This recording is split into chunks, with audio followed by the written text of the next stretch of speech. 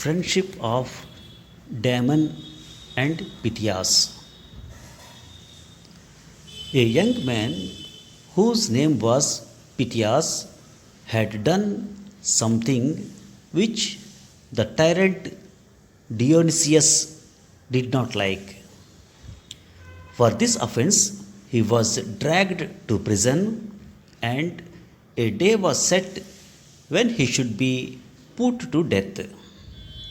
His home was far away, and he wanted very much to see his father and mother and friends before he died. Only give me leave to go home and say goodbye to those whom I love, he said, and then I will come back and give up my life. The tyrant laughed at him. How can I know that you will keep your promise? He said. You only want to cheat me and save yourself. Then a young man whose name was Damon spoke and said, O king, put me in prison in place of my friend Pythias, and let him go to his own country to put his affairs in order and to bid his friends farewell. I know that he will come back as he promised, for he is a man who has never broken his word.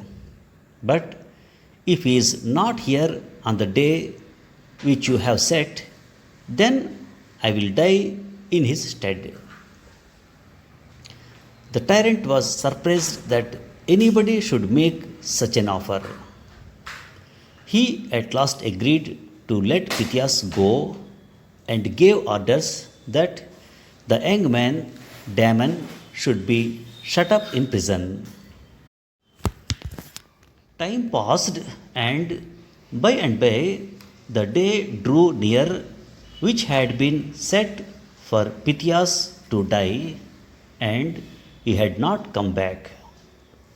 The tyrant ordered the jailer to keep close watch upon Damon and not let him escape.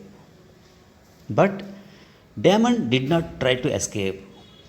He still had faith in the truth and honor of his friend. He said, If Pythias does not come back in time, it will not be his fault. It will be because he is hindered against his will.